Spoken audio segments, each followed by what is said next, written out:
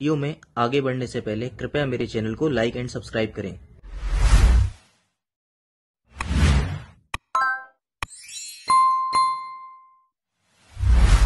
मेरा नाम डॉक्टर आनंद गौतम है और मैं एक बोर्ड सर्टिफाइड प्लास्टिक सर्जन हूँ, साथ ही साथ कॉस्मेटिक सर्जन और हेयर ट्रांसप्लांट सर्जन हूँ। तो चलिए वीडियो स्टार्ट करते हैं। मेरा मानना है कि हम इसी तरह से अपने लोगों को जो भी उनके नॉर्मल भाषा में समझा सकें लोगों को कि क्या क्या प्लास्टिक सर्जरी के प्रोसीजर होते हैं, क्या कॉस्मेटोलॉजी के प्रोसीजर हैं, क्या हेयर ट्रांसप्लांट है। तो इस चैनल के माध्यम से मैं लोगों को यही बताना चाहता हूँ कि आप अपनी अपनी हिंदी भाषा में इन सब चीज़ों को समझें, किसी भी प्रोसीजर को कराने से पहले उसके बारे में जानें, प्रॉपर सी केयर देखें, पोस्ट ऑप केयर देखें, उसकी साइड इफेक्ट देखें, ताकि जब भी आप ये प्रोसीजर करवाएं तो आप इसके बारे में पूरी तरह से अवेयर रहें। और ऐसा ना हो कि आप कहीं पर भी ये गलत प्रोसीजर करा लें और उसके रिजल्ट हो और फिर आप इसको बोलें कि नहीं ये प्रोसीजर गलत है। तो बने रहिए हमारे चैनल में, आगे हम इसी तरह से और चैनल पोस्ट में अपने वीडियो पोस्ट करते रहेंगे।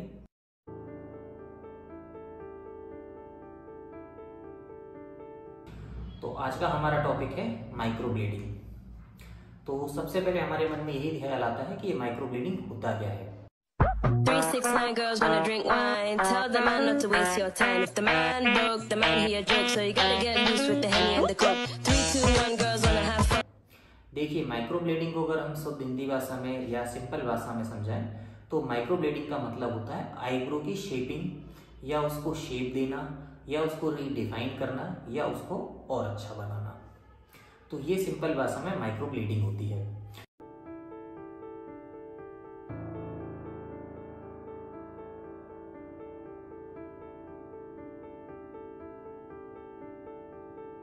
शुरुआत में सबसे पहले ये जो बीमारियां होती थी, जैसे कैंसर के कारण लोगों के बाल चले जाते थे, एलोपेशिया एरिएटा एक बीमारी होती है जिसमें मनुष्य के बाल उड़ जाते हैं, सर के बाल पूरे गिर जाते हैं और आईब्रो के बाल भी गिर जाते हैं, तो उसमें इसका उपयोग होता था।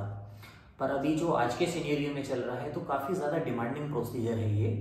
इसमें क्या करते हैं कि कोई भी पेशेंट है, जैसे उसके आईब्रो से लग रहा है कि थोड़ी सी कम हो गई है, या उसके मार्जिन डिफाइंड नहीं है, या उसके हेयर फॉल होने के कारण या हेयर कम हो गए हैं, या उसकी आईब्रो बहुत पतली है, बहुत मोटी है, कम है, पूरी शेप में नहीं है, तो ये सब चीज़ें हम आज के में माइक्रोब्लीडिंग के द्वारा दूर कर सकते हैं। तो ये सब चीज़ें होती हैं माइक्रोब्लीडिंग के अंदर। अब देखिए, कहने और सुनने में तो ये बहुत ही सिंपल प्रोसीजर है और बहुत सारे अभी आपको देखेंगे कि जो मेकअप आर्टिस्ट हैं या आप ब्यूटी पार्लर वगैरह में हैं वो इसमें कर रहे हैं। पर ध्यान रखिएगा, वहाँ पर भी क्या होता है कि वो ब्लीड वगैरह या उससे जो करते हैं वो कंटामिनेटेड हो सकते हैं, और जो HIV, HBS, एंटीजन, ये जो काफ़ी ज़्यादा ट्रांसमिटेड डिजीज़ हैं उनका बहुत ज़्यादा खतरा होता है। तो जहाँ पर भी ये प्रोसीजर करवाएं वहाँ बहुत अच्छे तरीके से आप चेक कर लें स्टरलाइजेशन का, और किसी प्रोफेशनल डॉक्टर से ही करवाएं, किसी प्लास्टिक सर्जन से ही करवाएं। अभी आजकल बहुत ज़्यादा पेंसिल्स वगैरह भी आ गई हैं, डार्कनिंग पेंसिल आ गई हैं जिससे वो कर सकते हैं, पर वो परमानेंट नहीं होता है, वो एक तरह से कुछ समय के बाद वो फिडअप हो जाते हैं। जबकि जो माइक्रोब्लीडिंग का इफेक्ट रहता है ये करीब 5 से 6 साल तक का रहता है, और अगर आप इसके बीच में प्रॉपर टचअप कराते जाएं तो इसका इफेक्ट काफ़ी लॉन्ग लास्टिंग रहता है और बहुत ही अच्छा प्रोसीजर है ये। तो जो इसमें सबसे पहला और सबसे इम्पॉर्टेंट स्टेप होता है इसमें मार्किंग। जी हाँ, मार्किंग इसमें सबसे ज़्यादा इम्पॉर्टेंट होती है कि हर पर्सन की, हर मेल की, हर फीमेल की एक अलग ही तरह से हार्मोनी होती है और एक अलग एनाटॉमी होती है उसके आईब्रो की, जो उसके फेस, उसके स्ट्रक्चर्स, उसके पेशेंट के पूरे फेशियल प्रोफार्मा पर डिपेंड करती है। तो इसमें प्रॉपर मार्किंग जो होती है वो सबसे इम्पॉर्टेंट होती है। तो मैं इसी के साथ एक छोटा सा वीडियो आपको चला दूंगा, देखेंगे कि हम किस तरह से प्रॉपर उसकी एनाटॉमिकल मार्किंग करते हैं, उसके जो लैंडमार्क्स होते हैं उन सब पे उसका डिस्टेंस देखा जाता है, उसका अप देखा जाता है, उसका डाउन देखा जाता है, हेयर का डायरेक्शन देखा जाता है कि हर पार्ट में आईब्रो के, जो यहाँ से आप देख रहे हैं यहाँ पर जो पार्ट है उसका आईब्रो का उसका पार्ट अलग है, जो यहाँ देख रहे हैं उसका पार्ट अलग है, जो यहाँ देख रहे हैं इसका पार्ट अलग है। तो हर एरिया के, हर पार्ट के, एरिया के जो भी हैं उसके वो अलग अलग हेयर के डायरेक्शंस होते हैं, तो उसी हिसाब से आपको आईब्रो को बनाना पड़ता है। पेशेंट से क्वेश्चंस पूछने पड़ते हैं जब वो कंसल्टेशन के लिए हमारे पास आता है कि उसको किसी भी चीज़ की कोई एलर्जी तो नहीं है, किसी चीज़ से, किसी इंक वगैरह से, किसी केमिकल प्रोडक्ट से उसको एलर्जी नहीं होना चाहिए, वो डायबिटिक तो नहीं है, हाइपरटेंशन तो नहीं है, और उसे कोई और रिलेटेड बीमारी तो नहीं है। जब ये सब कुछ इंश्योर कर लिया जाता है कि पेशेंट को कोई बीमारी नहीं है, हाइपरटेंशन डायबिटीज़ नहीं है, तो फिर हम उसकी प्लान कर लेते हैं। क्या ये परमानेंट होती है माइक्रोब्लीडिंग? जी हाँ, आप कह सकते हैं कि लगभग परमानेंट ही होती है। देखिए, इसका 5 to 8 ईयर तक होता है, पर कई बार क्या है, थोड़ा सा फेड होने लगती है। जो डाई इस्तेमाल करते हैं उसकी फेडिंग होने लगती है, तो आपको क्या करना है कि उसको आपको टचअप के लिए आना है। तो आप एवरी 1 to 2 ईयर में आके थोड़ा सा अगर आप उसमें टचअप करा लेंगे तो हो सकता है कि लॉन्ग इफेक्ट इसका है 8 to 10 ईयर के लिए भी, और आपको हो सकता है फिर दोबारा कराने की जरूरत ही ना पड़े। तो आप देख रहे हैं कि अब हमने मार्किंग स्टार्ट कर दी है करना। ये हमारे पूरे इंस्ट्रूमेंट्स हैं जिसकी वजह से मार्किंग करेंगे। तो सबसे पहले इसकी है ना आईब्रो की अपर एंड लोअर बॉर्डर मार्क कर ली जाती है। तो हम एक थ्रेड लेते हैं और उसको किसी कलरिंग से मार्क करके उसमें से उसको इम्प्रेगनेट करके हम इसमें मार्किंग कर देते हैं। ये हमारी अपर मार्किंग हो गई है आईब्रो की।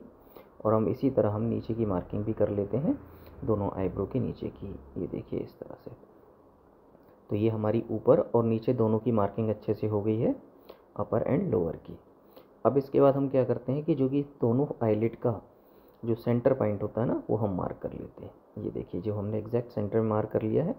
फिर हम इक्वल डिस्टेंस दोनों का मीडियल एंड दोनों आईब्रो का इस हमारे इंस्ट्रूमेंट से मार्क कर लेते हैं। ये दोनों इक्वल होना चाहिए, क्योंकि तभी हमारी आईब्रो की सिमिलरिटी आएगी और वो अट्रैक्टिव लगेंगी। तो इस तरह से हमने अभी मार्किंग कर ली है दोनों के सेंटर पॉइंट से इक्वल डिस्टेंस पर। और ये हमारा जो इंस्ट्रूमेंट है, इससे हम एक बार फिर से फाइनल चेक कर लेते हैं कि ये एग्जैक्ट इक्वल है कि नहीं है। ये देखिए डिस्टेंस दिख रहा है आपको 120 133 करीब है, जो दोनों तरफ इक्वल होना चाहिए। ये 130 है एग्जैक्ट। ये देखिए, ये वर्नियर कैलिपर्स कहलाता है और ये हमने दोनों तरफ से मार्किंग कर ली है, डबल श्योर हो गए कि एग्जैक्ट इक्वल है। नाउ अब हम क्या करते हैं कि जो एंगल ऑफ जो हमारा लास्ट पॉइंट होता है एला का नोज़ का, उससे जो एंगल होता है हमारा लेटरल वाला या उसकी लेटरल बॉर्डर होती है जो आईब्रो की, वो हम मार्क कर लेते हैं। तो ये हमारा एंड पॉइंट होती है हमारे आईब्रो की। फिर हम बोनी प्रोमिनेंस जो होते हैं हमारे आई की सुपीरियर ऑर्बिटल नॉच की, वो हम उस पर मार्किंग कर लेते हैं। ये इस तरह से हमने उस पर एक लाइन खींच ली है। ये हमारी अपर बॉर्डर हो जाती है, जो उसका अपर बॉर्डर का नॉच है वो आईब्रो की। फिर हम एक ये पूरी लाइन मैच कर लेते हैं ऊपर से। तो ये हमारी अपर बॉर्डर हो गई है, लास्ट बॉर्डर हो गई। फिर जो सेंटर पॉइंट से जो होती है ना, हम इसका डिस्टेंस मेज़र कर लेते हैं। जो हाईएस्ट पॉइंट था हमारा पीक मार्क, तो ये हम देख लेते हैं कि कितना आ रहा है। ये देख लीजिए, ये हमने इसे मार्क कर लिया है मीडियल बॉर्डर से, जो हाईएस्ट पीक मार्क है। अब सेम हम इसी तरह से मार्किंग उस तरफ भी कर लेंगे दोनों के बीच में। ये देखिए, तो ये हमारा हाईएस्ट मार्क हो गया है। और एक जो इन दोनों से जो हमारा लेटरल मीडियल 2/3 और लेटरल 2/3 का जंक्शन था, उससे हम एक अलग मार्किंग कर लेते हैं। वो इक्वल पार्ट होगा हमारे मीडियल पार्ट से। तो ये देखिए, ये एग्जैक्ट मार्किंग हो गई मीडियल साइड से, एग्जैक्ट जो उधर से हाईएस्ट पॉइंट से थी। तो इस तरह से ये हमारी एक आई की कंप्लीट हो गई। सिमिलर मार्किंग हम अदर साइड भी कर लेंगे।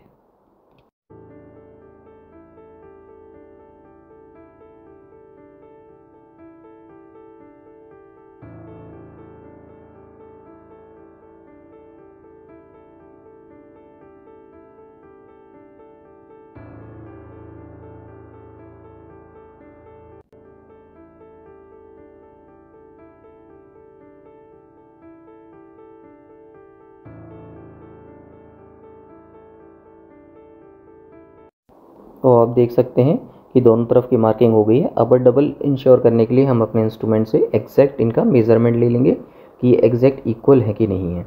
तो ये देख सकते हैं, ये हमने इसे मेज़रमेंट कर लिया है कि एग्जैक्ट हमारा डिस्टेंस कितना आ रहा है दोनों आईब्रो के बीच का, राइट साइड का। और अब ये देख सकते हैं 511 है करीब ये हमारा। तो अब हम इसी तरह से उस तरफ लेफ़्ट साइड वाली को भी मेज़र करके देख लेंगे कि एग्जैक्ट इक्वल इतना आ रहा है कि नहीं आ रहा। ये देखिए, तो बहुत ही इंपॉर्टेंट होती है मार्किंग करना ये हमारी माइक्रोब्लेडिंग में, क्योंकि बहुत अगर अच्छी मार्किंग होगी, अच्छा उसमें हमारा elevation down, highest peak, lowest peak और उसकी length, breadth, initial point, end point, medial point, lateral point होगा। तो अब सिमिलर उस तरह से हम ये मार्किंग कर रहे हैं।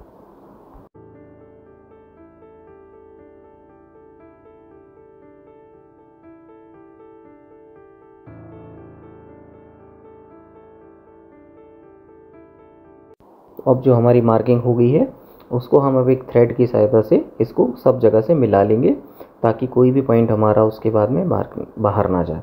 ये देखिए, ये हाईएस्ट पॉइंट से हम उधर मीडियल 2/3 और लेटरल 2/3 के जंक्शन तक मिला लेते हैं मीडियल एंड से। ये एक पॉइंट हो गया है। इसी तरह हम नीचे वाला पॉइंट भी मैच कर लेते हैं इनसे, ताकि हमारी पूरी उसकी लेंथ और ब्रेथ एग्जैक्ट मेज़रमेंट आ जाए उसका, जिसके अंदर हमें पूरी आईब्रो बनानी है। तो ये हमारी इधर से पॉइंट में मार्किंग कर ली हमने सेंटर पॉइंट से। इसी तरह से हम इसको इधर से मार्किंग कर लेंगे। ये देखिए, ये पूरी एग्जैक्ट यहाँ से यहाँ तक की मार्किंग हो चुकी है और अब यहाँ से ये पूरी इसकी अपर बॉर्डर डिफाइंड हो गई है। और हम इससे थ्रेडिंग से ये देखिए, ये हमने अपर मार्किंग मार्क कर ली है।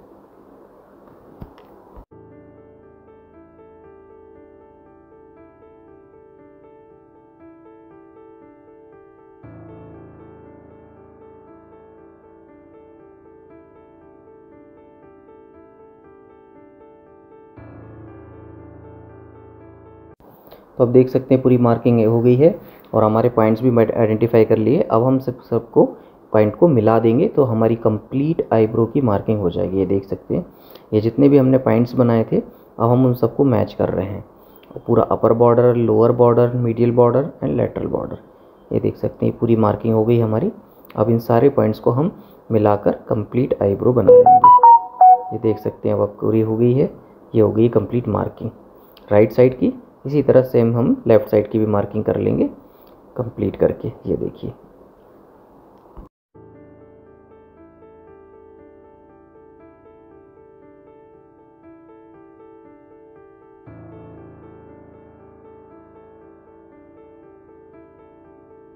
तो आप देख सकते हैं हमारी दोनों तरफ की मार्किंग कंप्लीट हो गई है।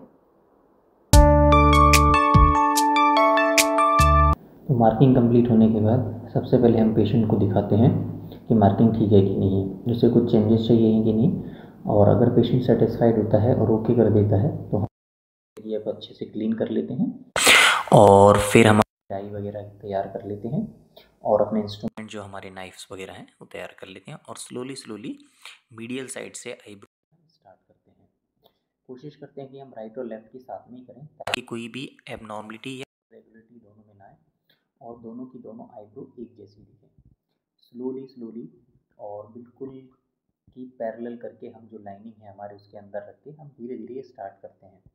काफ़ी पेशेंस का काम होता है ये, क्योंकि ज़रा सा भी इसमें ऊपर नीचे हो जाए या हो जाए तो आईब्रो काफ़ी ज़्यादा हमारी जो फ्रंट पे होती है और भी दिखाई देती है।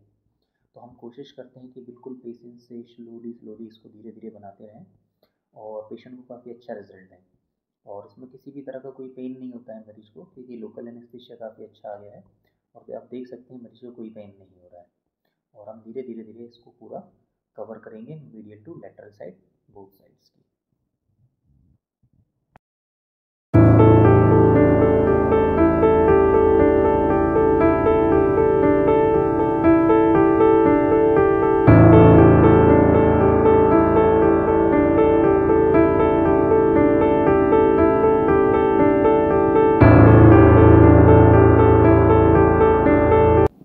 तो आप देख सकते हैं कि हमारी दोनों तरफ की कंप्लीट हो गई है और अब हम इसमें है ना थोड़ा सा डाई लगा के इसको कंप्लीट कर देंगे।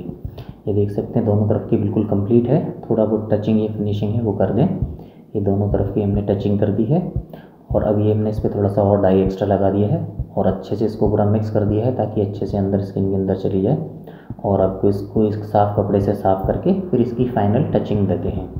पूरा दोनों तरफ के अच्छे से क्लीन आउट कर लेते हैं। फिर से दोनों आईब्रो को हम मैच करते हैं कि कोई एबनॉर्मलिटी तो नहीं है दोनों में, बिल्कुल दोनों एक दूसरे की तरह सिमिलर लगे। थोड़ा बहुत भी प्लस और माइनस नहीं होना चाहिए इसमें तब, क्योंकि रिजल्ट तभी अच्छा आता है जब बिल्कुल दोनों आईब्रो आपके एक जैसे दिखें।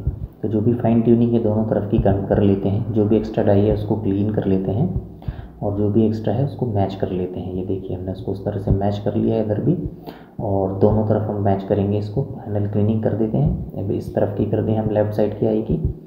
फिर दोनों आई को हम एक साथ फिर से मेज़रमेंट ले लेते हैं ताकि कोई डिस्क्रिपेंसी ना हो। और अब हम फिर से ये प्रोसीजर को स्टार्ट कर देते हैं। फिर से दोबारा एक और बार करेंगे हम इसको।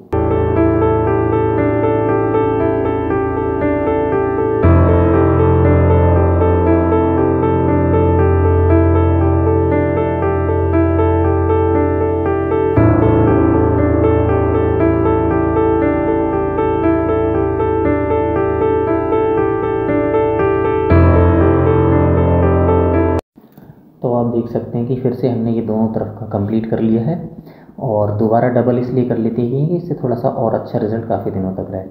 फिर से वही डाई अप्लाई करके पूरा फिर से इसको अच्छे से क्लीन आउट कर देते हैं। दोनों आई का बहुत अच्छे से क्लीन आउट करेंगे, कोई भी इसमें निशान नॉर्मल स्किन वगैरह पे ना है और कोई भी डाई का कोई भी स्टेनिंग ना दिखे। अब इसको अच्छे से किसी एंटीसेप्टिक सोल्यूशन से इसको साफ़ कर लेते हैं। दोनों आई ब्रो को काफ़ी अच्छे से क्लीनिंग करनी पड़ती है कि कोई स्टेन ना रह जाए स्किन पे। और देख सकते हैं बिल्कुल भी कोई भी स्टेनिंग नॉर्मल स्किन पे नहीं है, और आईब्रो का कलर भी आप देख सकते हैं कितना अच्छा आया है। अच्छे से इसको ड्राई कर लेते हैं पूरा आईब्रो को पूरा अच्छे से। ये देखिए आप पूरी तरह से क्लीन आउट हो गई है, और ये देख सकते हैं अब आप आईब्रो कितनी अच्छी दिख रही है, दोनों डिफाइंड है और बिल्कुल एग्जैक्ट सिमिलर है।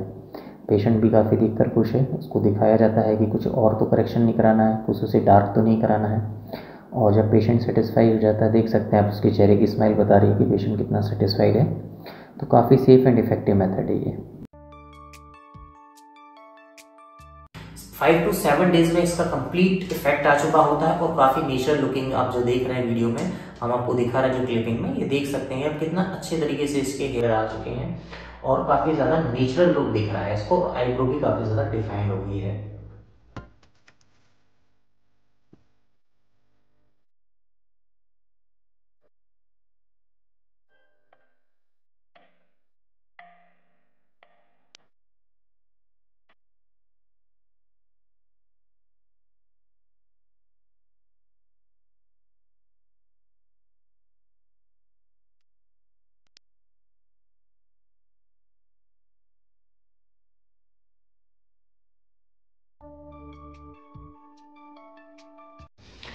फिर इसमें पेशेंट के मन में आता है कि इसके बाद इसकी आफ्टर केयर क्या होती है।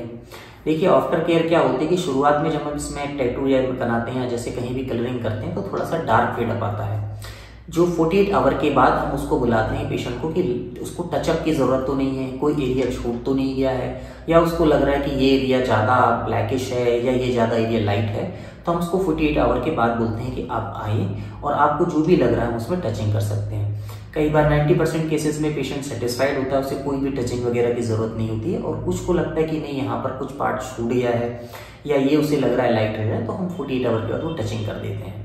और इस बीच में हम पेशेंट को बोलते हैं थोड़ा सा एक्सपोजर को अवॉइड करें, मॉइस्चराइजर क्रीम वगैरह लगाए और सन से प्रोटेक्ट करें, और डार्क उसमें बैकग्राउंड में ही रहे, थोड़ा सा छाँव वगैरह में। क्या ये परमानेंट होती है माइक्रोब्लेडिंग? जी हाँ, आप कह सकते हैं कि लगभग परमानेंट ही होती है।